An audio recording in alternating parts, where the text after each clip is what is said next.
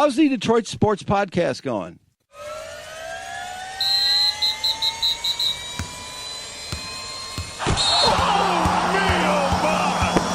This is the Detroit Sports Podcast Network. Hey everybody, this is Freddie Cohen of ESPN Radio. When I'm not talking about breaking news or breaking news on ESPN Radio, I'm always a fan and listen to the Detroit Sports Podcast, and so should you. You guys keep up the good work, man. Podcasts are the way of the future.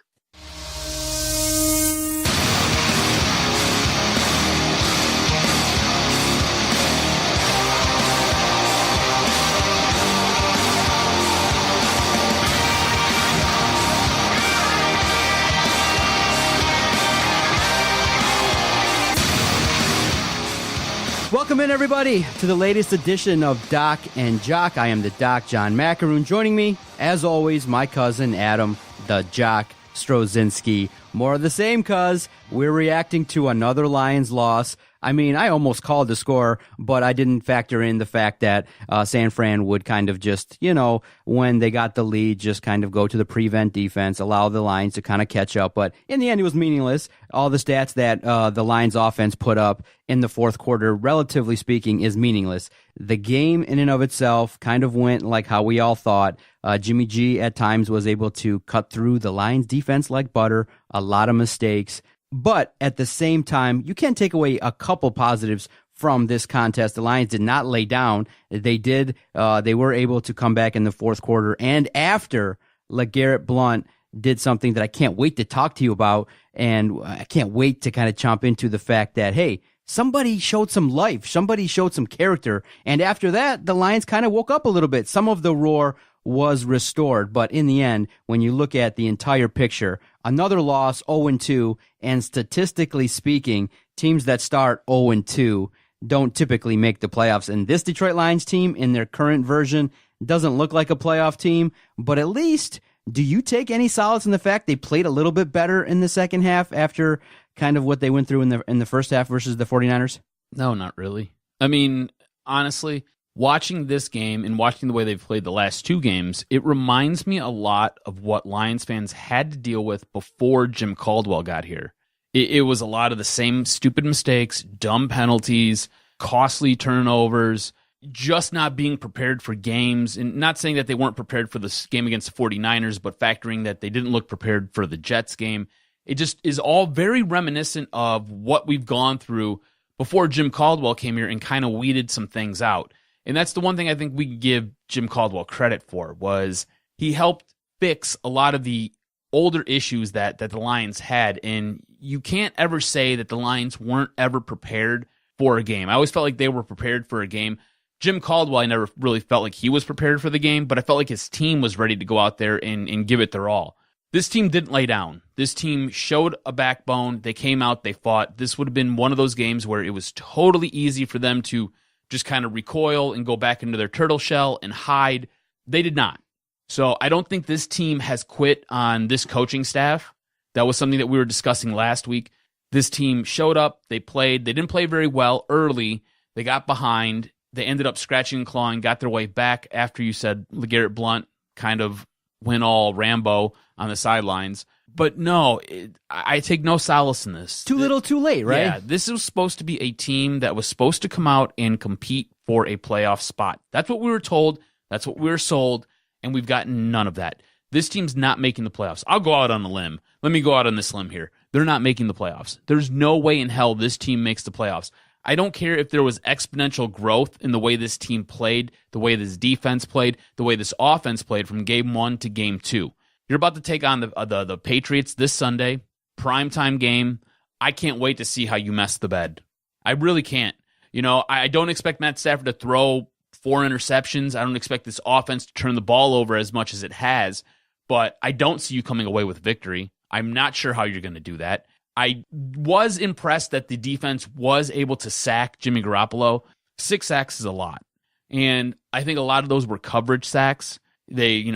Look, San Francisco doesn't really have any wide receivers.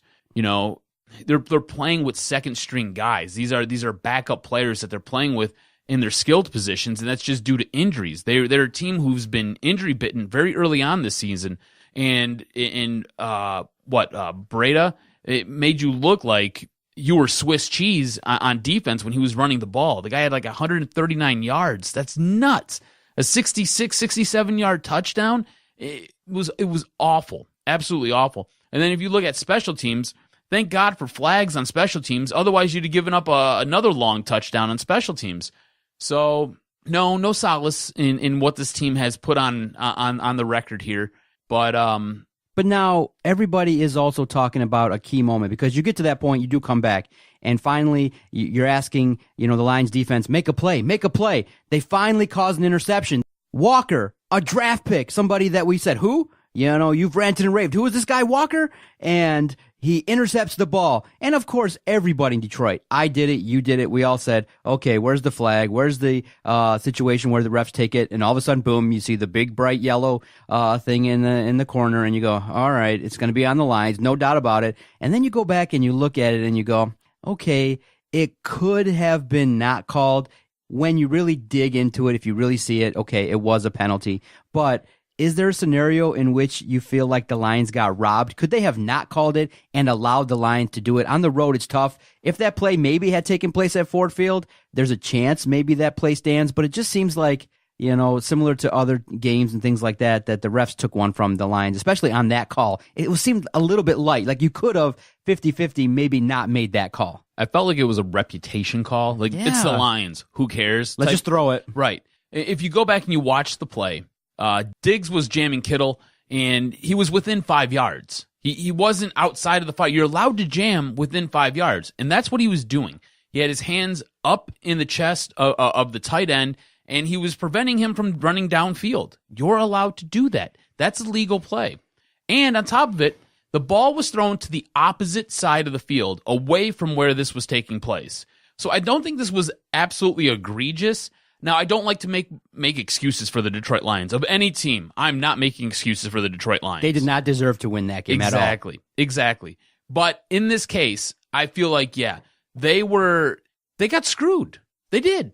They got screwed. Look, this is nobody's fault but their own. They put themselves in this position. They're the ones who got down in this game. They're the ones who got behind.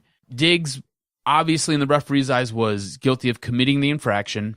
But in my estimation, I felt like they got boned here because it didn't happen. What Diggs did was within the letter of the law, and it had no bearing on that play. Jimmy Garoppolo was not going towards Kittle. He wasn't throwing to that side of the field. It was the opposite end. And look, that game was on Jimmy Garoppolo. If they would have lost that, that'd been on Jimmy G all day because he stared a hole through his wide receiver. If Walker doesn't come up with that pick, we're all yelling at Walker like, dude, how did you not see this? I mean, he did not take his eyes off the receiver from the entire time he went under center to the time he had the ball back, and then he threw the ball. So, look, I understand where you're coming from if you feel like they got screwed because, I do think they got boned, but this is a team that put themselves in that spot. Now, one of the things that is really disappointing, too, is that we had all felt like, okay, Jim Caldwell could not really manage a game. Mm-hmm. There were times when he should have taken a timeout, and he didn't. Dude, I was yelling about this on Sunday. I knew you would be because everybody was. Even the announcers were like, what are you doing? What are you doing? Don't take a timeout into halftime. That's the thing everybody says, and everybody will message about is, hey, you have a timeout, use it. Matt Patricia then comes out after the game, after he's kind of called out about it, like, hey, why didn't you use a timeout? Stop the clock. Why did you not take advantage of that? And he comes out and says, no, we executed that perfectly. And you're like, no, you didn't. Football rules are kind of standard that, hey, if the clock is running and you have an opportunity to stop the clock, take the damn timeout. Standard. And like we've said, and I knew what we were going to say when that play happened. I'm like, dude, we've recorded this podcast for 5 years, and every year, at least once or twice a year, we're like, why don't the Lions coaches just make standard plays? Call the fucking timeout. Why not? And then, here's the best part. Now he's going to start acting like the smartest guy in the room with an 0-2 football team. Right. Now you're going to start acting like, oh no, this is perfect. We executed it flawlessly. You know what kind of messages I got? Already after 2 games. at our Twitter page, at Detroit Podcast. We got fans now and supporters rooting for 0-16 for a chance to broom this guy out because Matt Patricia is not relatable. This guy is not doing what it takes to be endearing to this fan base. And then to come out and then act like, what are you guys talking about? Why are you asking me how I utilized the clock? It executed the way we wanted to. That was crazy. Why were you mad? And I don't understand. Why is he thinking that way? While I was watching this all unfold, I was doing some show prep for Big Drew and Jim show, and I wrote down in my notes, I was like, anybody else concerned that Matt Patricia saves his timeouts, like the rollover minutes, and he's waiting for his grandmother to call? Yeah, like what is he doing? This is 2 games in a row where he has made questionable decisions on not calling timeouts and just either A, letting the clock run and then putting his team in a bad spot, or not utilizing the game management skills that you should have as a head coach. And yeah, go ahead. You want to act like the smartest guy in the room.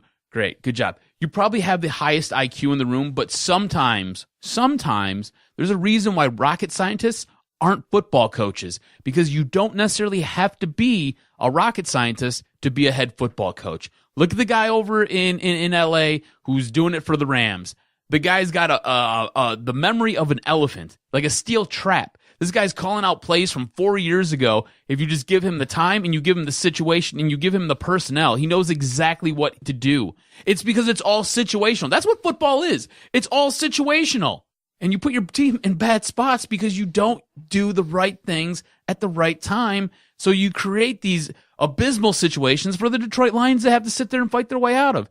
I don't know. And I don't know why it's not getting talked about more. We sat there and we crucified Jim Caldwell for his situational play calling, for his usage of timeouts, for his usage of personnel, and sometimes putting too many players on the field or not enough players on the field. And now you've got a new head coach who has a similar problem. Not the same, but it's very similar. And here's the thing that sometimes I feel like coaches in general could probably learn from is when you're the head coach, yeah, you may be a defensive wizard, but your job, you are evaluated by what the whole team does. That includes the offense if it's too conservative. That includes special teams. And right now, in the first 2 weeks, what are you guys practicing in special teams? You know, the opponent is able to run the ball back for significant yards, which affects field position. They're able to score points at an unheard of clip. The Lions special teams is not being addressed. And unfortunately, you may not be a wizard at that, but that's your job, Matt Patricia, is to put together a unit in special teams, put together a unit on defense, put together a unit on offense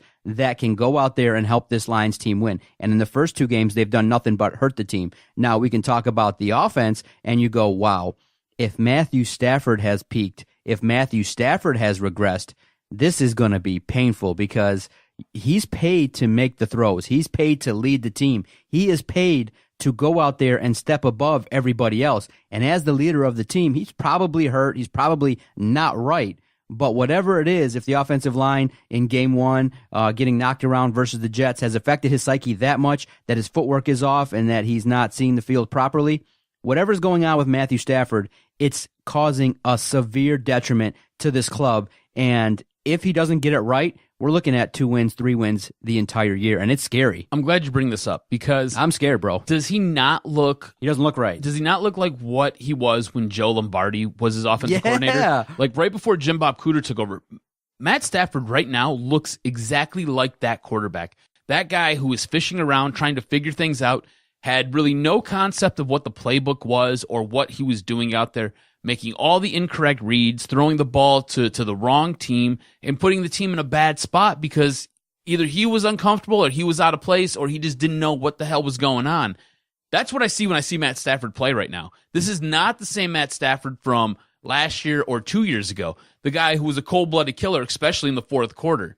Not the same guy at all. This is a guy who looks rattled, looks uncomfortable in the pocket. And maybe it's because the new offensive line or all the pieces for the offensive line just aren't playing up to snuff. You know, you get popped a couple good times, you're going to get happy feet, you're going to get uncomfortable in that pocket.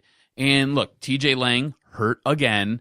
Graham Glasgow has been okay, but Ragnow has struggled. Taylor Decker has not been very good lately. Taylor Decker, I mean, even in that game, Chris Spielman was pointing it out. The guy's giving away the play before the snap. What I don't understand is how you have a guy in the booth, your color commentary, pointing these things out. You have an offensive line coach and you have an offensive coordinator. How are these guys not watching the same tape that we're all watching and pointing this out to him, saying, what are you doing, dummy? You're giving it all away. You've got a guy in the booth who's been removed from playing football for years, sitting there highlighting these things on a national broadcast. What are your coaches doing? What are they not teaching? Why aren't they teaching? This all goes back to the coaching staff. It goes back to that offensive coordinator who's instrumental in hiring these guys. Very frustrating. Very, very frustrating. And that offense is antiquated. I mean, that offense is neutered. Matthew Stafford, Jim Bob it's Cooter terrible. Can't run a run game. He has no idea what he's doing with the run game. Great passing coordinator, right? So if you look at Michigan's staff, Michigan's offensive staff drives me absolutely bananas because you got like 19 guys who all call plays, and Jim Harbaugh's got to filter it all out and be like, oh, let's go with the third one. What was the third one? Nobody knows. Let's go with the third one. Trips right. Let's go. If you look at that offensive staff, Jim Bob Cooter's a great passing coordinator. He is horrible at the run game. He has no idea how to utilize a run game with an offense. Puts his team in bad spots. I had Dave Briquette on the WDFN tailgate last week, and I asked Dave, I said, they were in a spot where it was like 3rd and 1.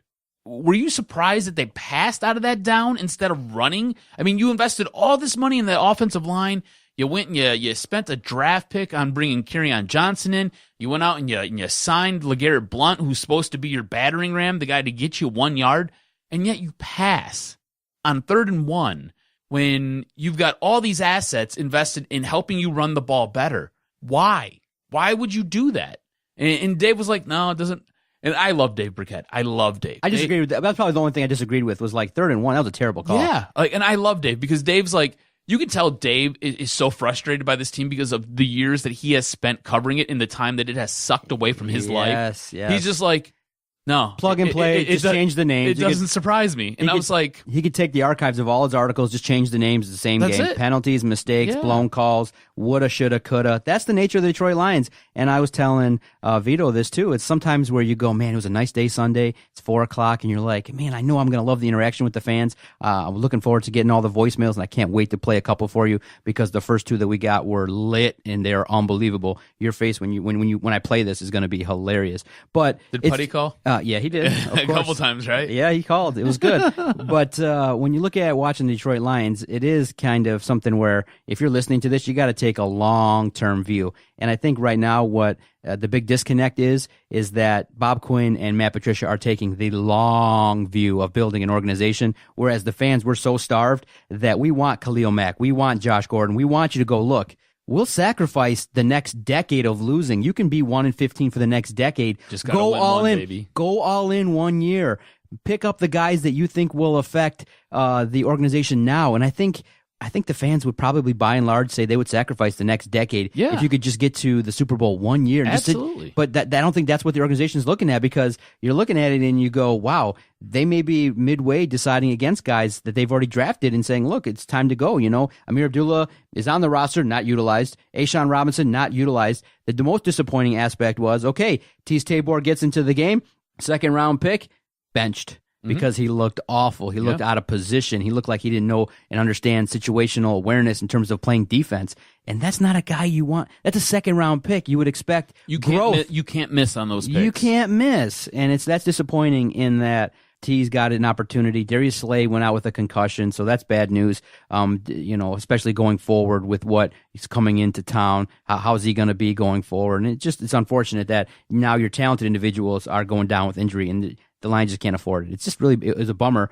all the way around to look at how that game shook out. And if Stafford doesn't get better, it's going to be a nightmare. If everything doesn't get better, like you said, Jim Bob Cooter can't call an effective running game. Why? Because of the fact that, hey, you know what? You got Kerryon Johnson, but you're not going to give him 25 carries. And here's the problem. You give him 25 carries, you might only get 60 yards.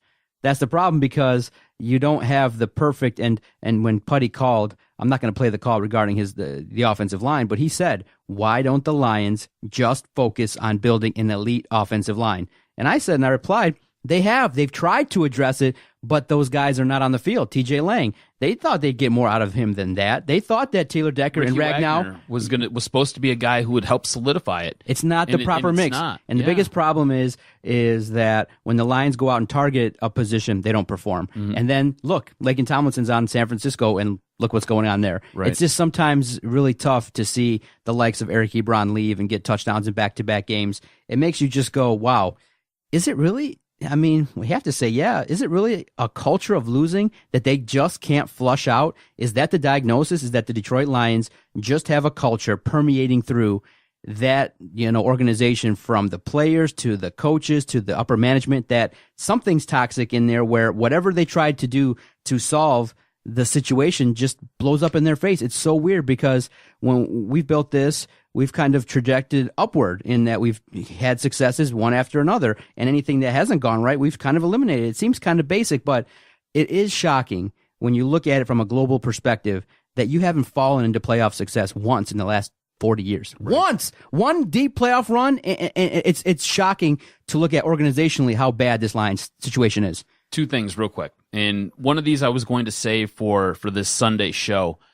Tune in WDFN Tailgate with Adam and Ryan. I'm hosting. It's good. It's a fun time. We usually have awesome guests. Working on a guy from New England right now, so we'll see what happens. Anyways, two things.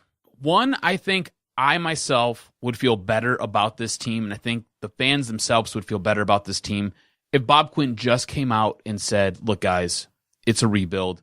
I lied to you. We ain't winning this year. Right. When we were going through everything, we didn't realize that we were this far behind and we have regressed this much.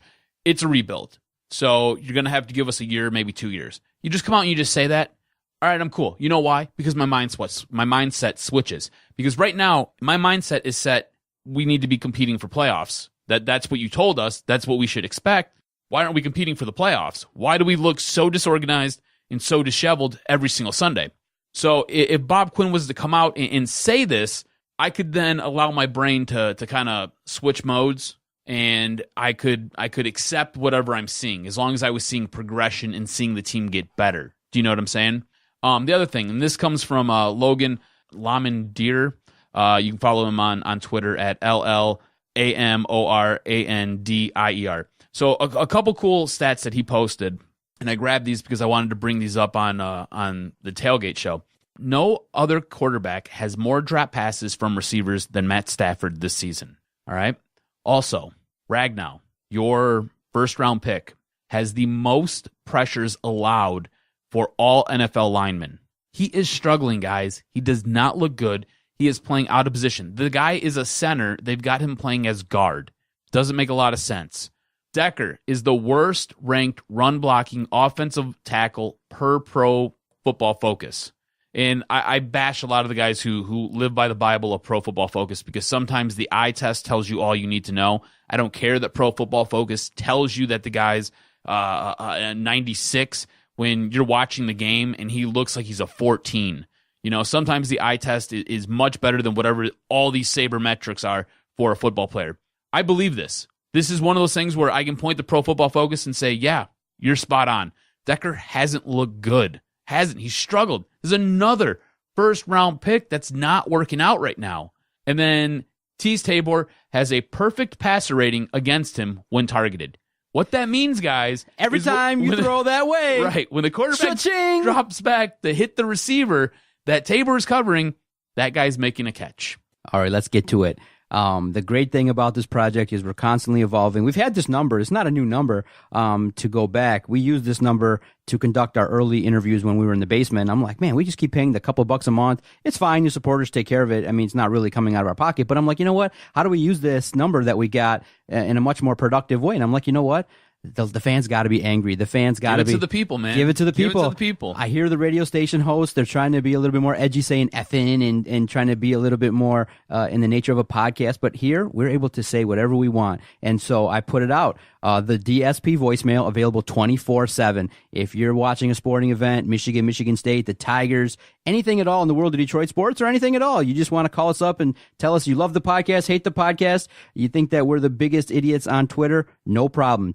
248-579-8686. We get it all. It's fun. We will listen to everything. And the first one that came through was like, wow. It's like, okay, when you put out a call to action and somebody replies and they have that much passion, and I can say this, thank you to everybody that has interacted with us. When football season started, I've started putting out questions regarding Stafford and things like that, and the response has been great. Several questions have gotten over 150 responses, seen by more than the number of followers we have. And just to give you a quick little insight, we have approximately, 39,000 followers. Okay, so not everybody sees every tweet that you put out there. That's why, hence, you retweet it so that more people can see it. Well, in the last 6 months, we've had now at least 36 tweets seen more times than the number of followers we have. And that just means you're liking it, sharing it, and interacting with our Twitter page. And that's why we're having huge impressions on Twitter and via the social media platform. I thank you. You've made this project super fun to message Adam and clown around with the stuff he says on air. We see it. It's very funny, and we definitely appreciate it.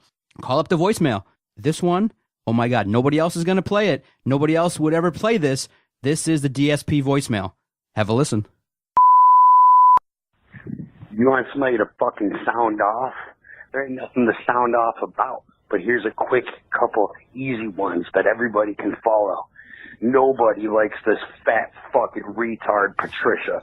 This big old sloppy fuck ran this team into the ground in fucking training camp and everybody quit.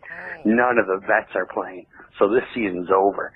But on top of that, the offensive coordinator, Mr. Cooter, he has fucking autism, and I wouldn't let him run a middle school offense. Where the fuck was Kenny Galladay in the first half? That's right, making plays and catching touchdowns. Where is he the rest of the game? I don't fucking know. He fucking disappeared. He's gone. He's an illusionist. He must have did a disappearing act because he's no longer on the team. There's nothing to sound off about. This is an 0-16 football team. Patricia is terrible. Quinn's overrated. Let's talk about that middle linebacker, Jared Davis. I'm pretty sure he needs a helmet. Guy's a special teams player at best. He's a fucking bust. This team is trash as shit, and they won't win a game this year. Thanksgiving, out. Maybe by fucking miracle, if the stars align, the planets are all in the row, and everything goes perfectly, maybe we could fucking eke one out against Buffalo. Fuck this fucking team. Dude. So, okay, first impression, I thought that was Ken Kniff from Connecticut. Like, I don't know if you ever listened to Eminem before, but Ken Kniff from Connecticut. Initially, I thought that was him. I agree with everything he said. He was very colorful in his language, very vulgar. But I agree with a lot of what he said. That there was a lot of truth in what he said around all the F words. Yes. Wow. That's what we've cultivated. And that's what it's about. That's what the DSP voicemail is that bring your passion, come strong. We will hear it. We will play it. We don't have to censor it. We are fully in charge here, and that was awesome. Detroit Thank you so much. fans are mad, bro. They were mad, and they blew up the voicemail. And you got great support. One? Yeah, one more great voicemail from Putty, and he loves the concept. And thank you so much for being an active supporter. And hey, when you get a chance to get on the voicemail, call anytime, man. It's great. Doc and Jock, it's Putty from Florida. This is a great idea, given a phone number that we can all bitch about the stupid-ass Lions. First, the good thing, Michigan Wolverines look pretty good this week. Offense looked better, not where they should be. Defense needs to get a lot better. Good win for them. Michigan State, another solid showing this week. Didn't lose to anybody. Looked pretty solid. Best thing about their showing this week, didn't have to look at D'Antonio's smug fucking face in the press conference, looking like he just smelled a dead raccoon and spoiled cheese. And then there's the Detroit Lions. Anybody that's upset about the Lions are just dumb. I'm 45 years old. I'm not angry because I've watched this shit for the past 40 years of my entire life, and I'm not angry at all. The best thing Detroit fans could do, don't fucking go to the games anymore. Stop. Wouldn't it be nice to see one week where no fans go, just to send a message to that rich old lady up in the office that fans are tired of it? But that'll never happen because we're stupid. Starting to feel like Detroit fans are the girlfriend or a wife of an Ohio State coach. We keep getting slapped around and nobody fucking cares or will do anything about it. So, to sum up the Detroit Lions this week, here you go. Oh. Is he peeing? He's peeing. Later, fellas. Oh, I love Putty. You're the man. You're the man. The best thing about that call, he took shots at, he didn't really take shots at Michigan, but he should have took shots at Michigan. They played SMU, bro. Come on, man. I'm a Michigan fan, too. They played SMU. They look like garbage. I took shots at State and D'Antonio, which was great. Yeah. That was great. Took shots at the Lions. I like how he was able to circle it all back to Big Ten football and work the Ohio State angle in. Yep. That right there was priceless and very creative. I give you tips on your creativity. That was awesome. And then I like you peeing in the background. Yeah. That was even better. 248-579-8686. 24 hours a day, 7 days a week, uncensored. Let it rip. We will play it. We will hear it. And that's what it's about. Thank you guys, because it made our day to know that you guys are engaged. And definitely follow Adam on Twitter at AdamRSTROZ. Follow the network at Detroit Podcast.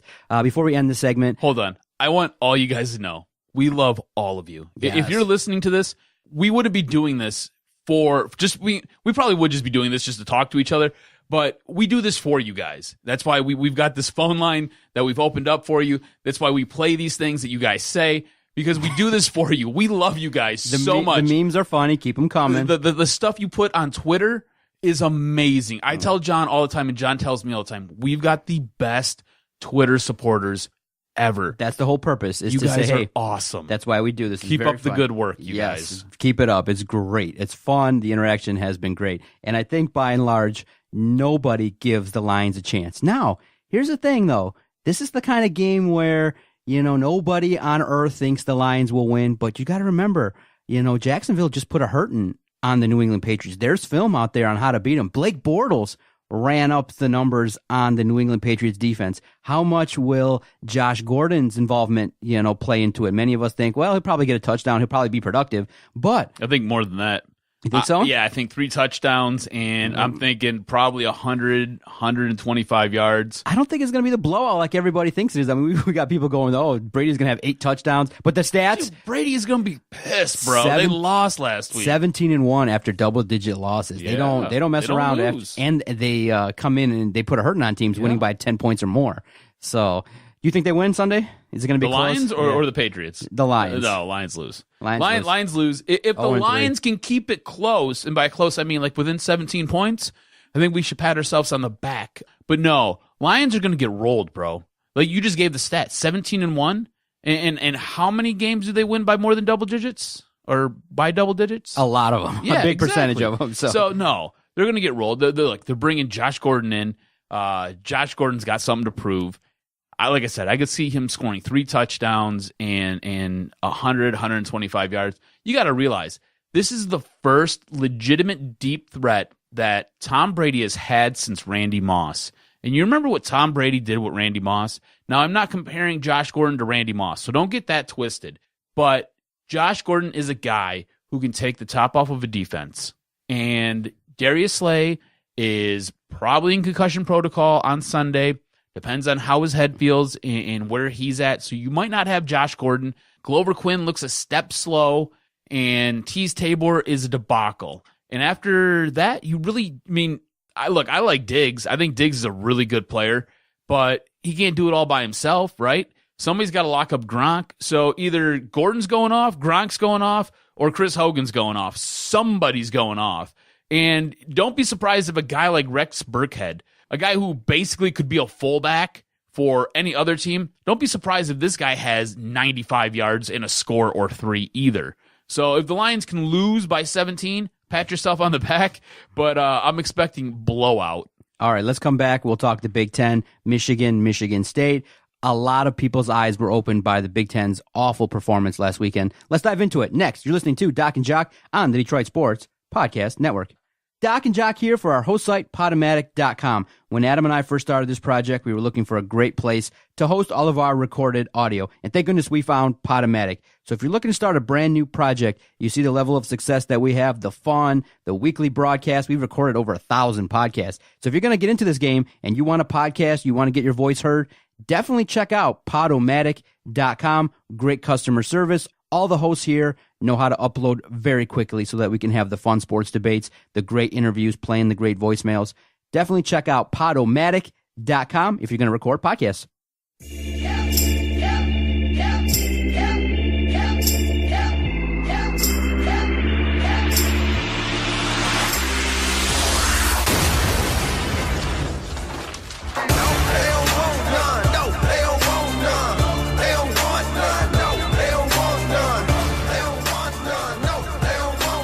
Well, cuz a lot of people from time to time will evaluate the Big Ten as a whole, but what an unbelievably awful weekend for the Big Ten. Big-time schools losing. A lot of the teams did not look well. When you've already had, going into the weekend, Eastern Michigan had defeated Purdue. You got Nebraska with a new coach. You don't have situations in which there's a lot of kind of hype regarding some of the bottom teams in the Big Ten. And this week, I believe, there's a team in the MAC, the top team in the MAC, that's favored to beat Rutgers. How embarrassing is that? Is that the Big Ten as a whole really had a bad weekend. And when you have that many losses, 5 to non-Power 5 schools, what can you say about the Big Ten? And then when you look at it as a whole regarding Michigan and Michigan State, and we'll peek into that locally, it doesn't give you confidence that, hey, when you sustain a loss to somebody in the Big Ten, it means a whole lot because of the fact that the division's not that good. You don't get any weight behind beating someone that's ranked. Like if Michigan goes out and beats Wisconsin, they've already had a loss. And that's not a good thing in terms of if you're going to try and swerve the committee to try to get a 1 or 2 loss team into the playoff. Having a conference that's rated like this, I think is going to be a bad thing. The Big Ten as a whole right now has some issues. Yeah, I could see the Big Ten being left out of the college football playoff. Altogether. I didn't think going into the season we would say. I mean, going into the season, you had 5 teams in the top 15. All right? That was going into week 1. This past week, Wisconsin got popped by BYU. Ugh. Michigan looked sluggish against SMU. I don't care what Putty said. It's SMU. They're not very good. Michigan looked very slow out of the gate. MSU hasn't looked very good this year. They tend to get pushed around by guys who have smaller linemen than, I don't know, probably Rutgers. And Rutgers is absolutely atrocious. Rutgers could probably go to the Sun Belt, and they might be a middle of the pack school there. Nebraska lost to freaking Troy, like Troy, not the Trojans of USC. No, Troy, like the school in Alabama, Troy. Right, go find them. Let me know how that goes for you. On top of that, Purdue's 0-3, and Northwestern loses to a MAC school. So, cuz, what's happened to the Big Ten, man? So, cuz, what's happened to the Big Ten? Why has this happened in the latter course of the last couple of seasons? I don't know. I really don't. Going into this year, I thought Big Ten was on par with some of the schools in the SEC. I was even willing to go out on the limb and make the argument that the Big Ten had surpassed the SEC, all but, say, Alabama and maybe Georgia. But I don't know. Look, well, it looks like to me, I can tell you this much. I can tell you what I see with Michigan and what I see with MSU. MSU is very weak up front on both sides of the ball. I think their defensive line and their offensive line have to figure some things out, and they have to do it pretty quick. I think their bye week came at the exact right time for them. As far as Michigan goes, I think a lot of it has to do with Jim Harbaugh learning Shea Patterson. And I say learning him because I feel like he trusts him, but I don't feel like he trusts him enough to let him go out there and really just let it rip and let this offense do what it can do. On top of all that offensive line has looked shaky at best. Very, very shaky. Hasn't really performed. Going to be interested to see what it does this week against Nebraska. See, here's the thing. When you start looking at other leagues and you start looking at other games, I mean, the Arizona State game for Michigan State was definitely demoralizing. Michigan State was not able to run the ball, and that's what's supposed to be your strength. And we had talked about it that, hey, if you're not able to run the ball, what are you going to do? Could they adapt? And they couldn't. And then the next week, Arizona State gets rolled up on. Their defense does not perform. And the opponent, I think, was San Diego State, just rolled right up on them. Over 300 yards of rushing offense. And you're like, where's that? It doesn't make any sense. And you look at it and you go, okay, when you start looking at other leagues, the SEC, the Pac-10, other conferences, you know what? They're more in line with what's modern in terms of offenses, spreading the field out, not using these power eyes, not trying to run the ball and smash mouth.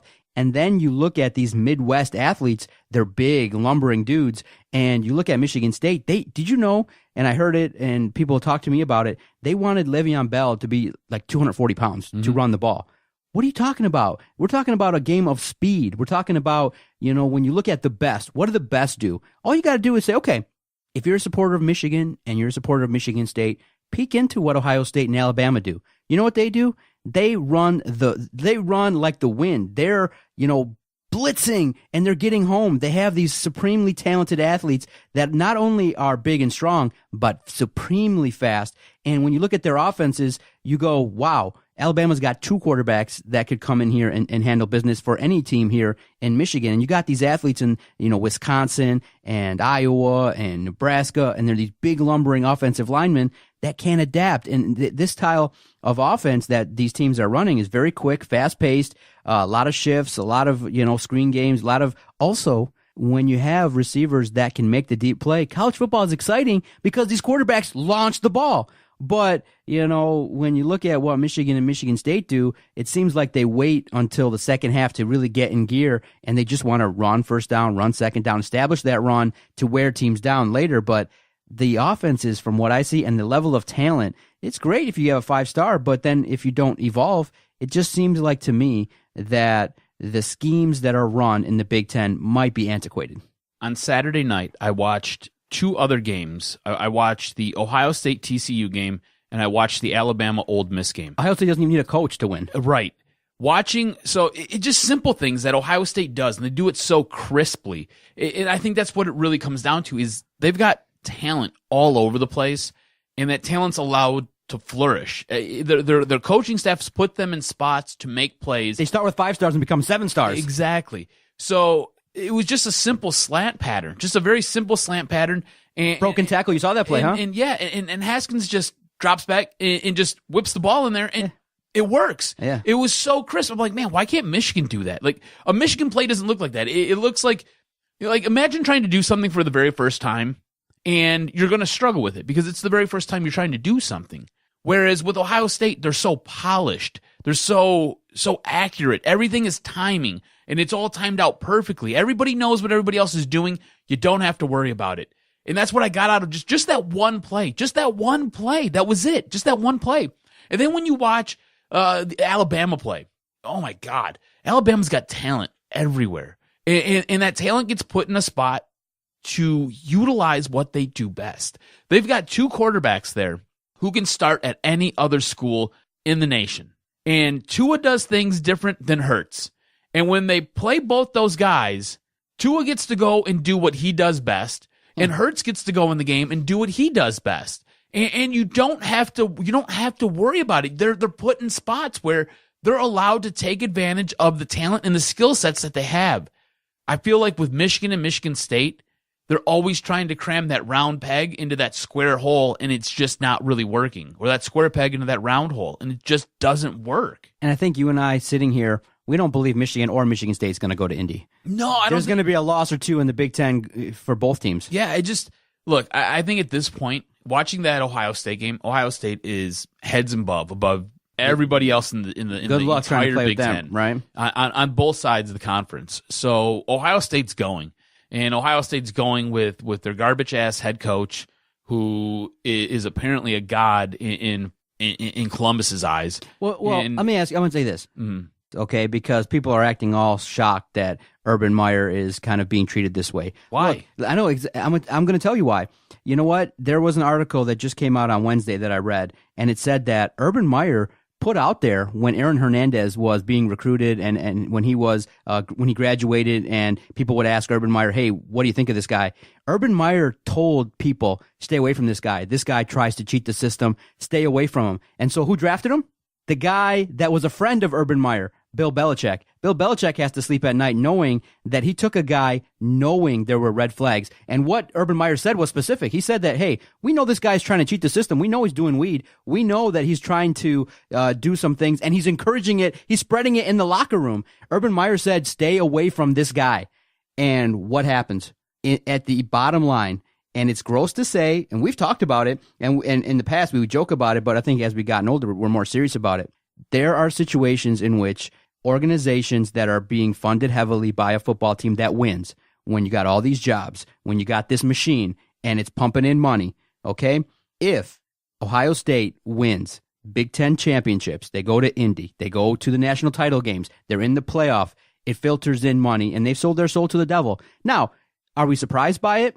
I think in 2018 we are, because we want our institutions and coaches to have integrity, but you have to know what you're dealing with is that some schools, and maybe you could say you might be willing to have Michigan and Michigan State do this. People have asked, would you be willing to sacrifice integrity for a Big Ten championship and winning it all?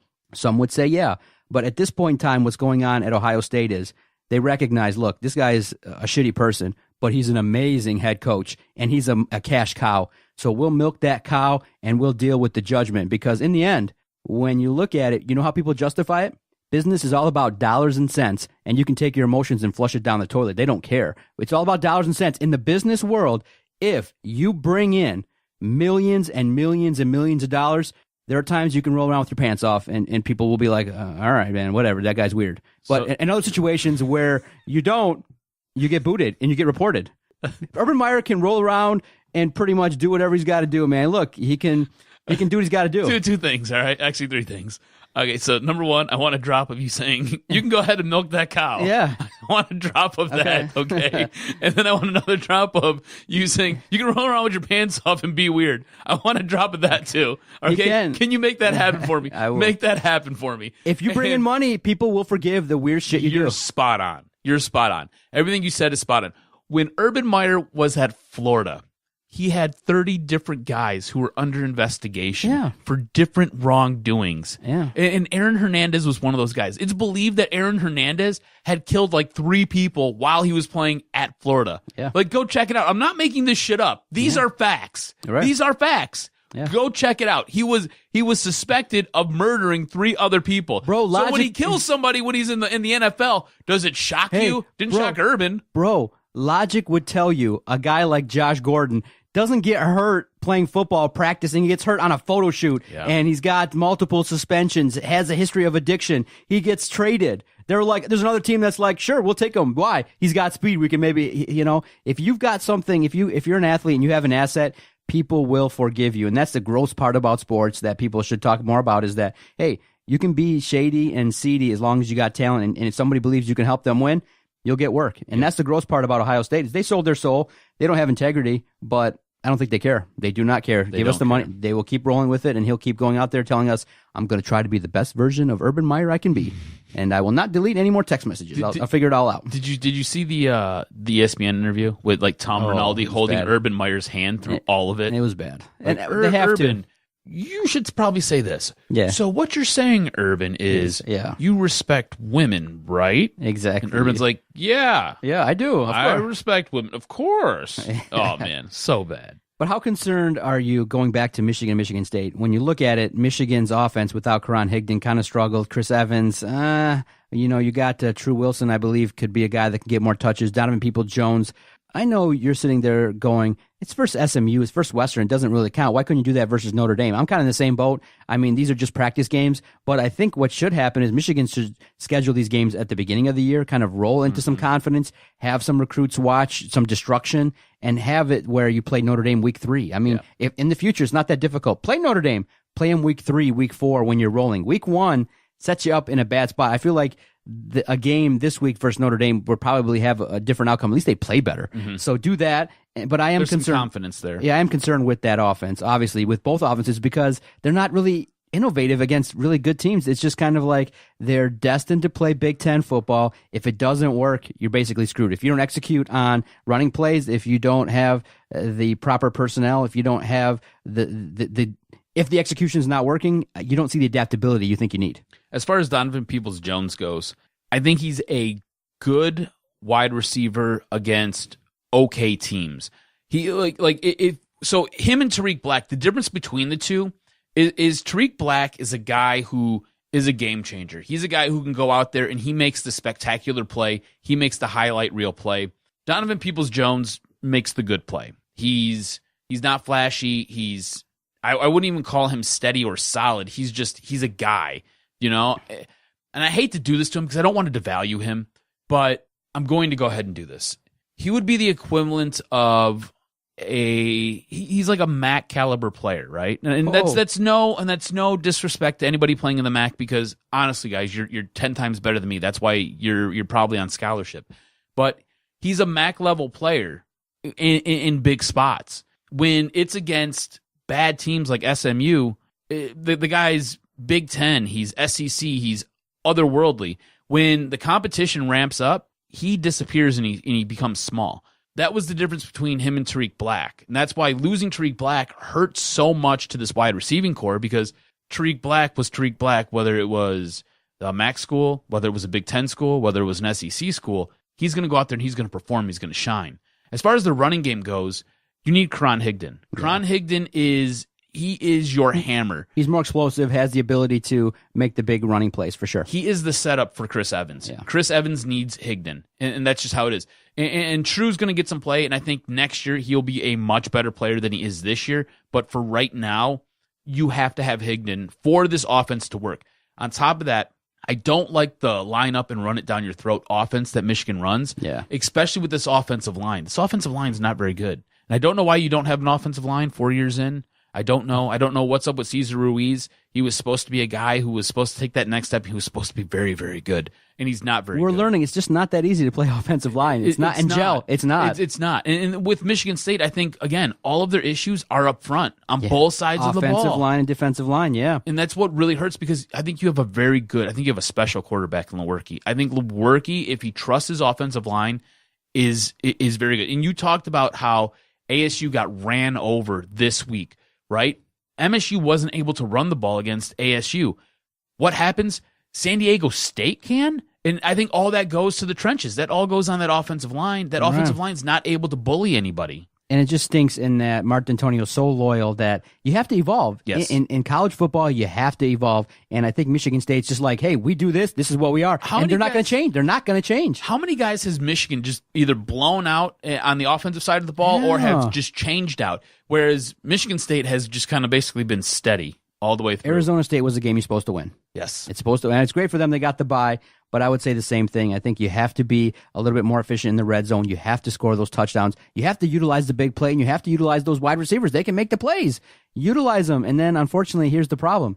I think when you have a senior like LJ Scott, you want to give him the ball. And then you realize, you might be doing it at the expense of more talented running backs. And you go, you know what? It's not, you don't get entitled to be a Michigan State running back just because you played all 4 years. Great. You provided us great memories, but if you're not the best guy, if you're not going to hit the hole and get the runs, next man up. Yep. And I think that LJ Scott is maybe right now a detriment to the team and might be the biggest factor that's holding us back is that maybe if they go to a younger running back that can maybe make some explosive plays and hit the hole and get 4 yards a carry on average, that might help out. But they got to work together. The offensive line and the running backs have to do a much better job. You have to get that push, and that's effort and that's execution. You have to do it. But yeah, I think we're all concerned. The Big Ten probably is not going to have the biggest success outside of Ohio State. And it's just, again, top guys, and then you got the rest trying to work your way up. And Michigan's probably getting a little bit closer if they can play at that level versus bigger opponents. But I do think Michigan State,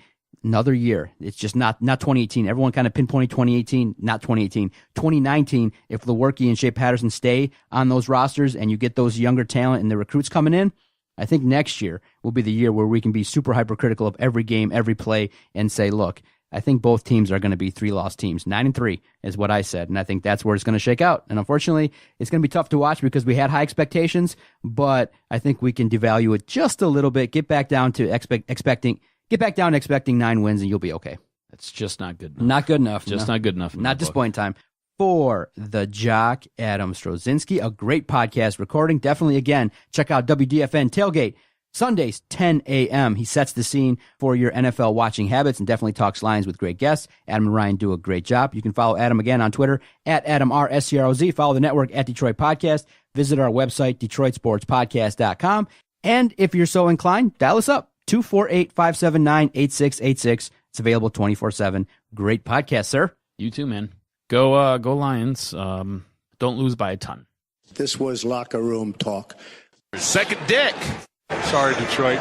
Didn't quite work out. And all I can say is Detroit Sports Podcast scores. I hear voices in my head. They counsel me. They understand. They talk to me.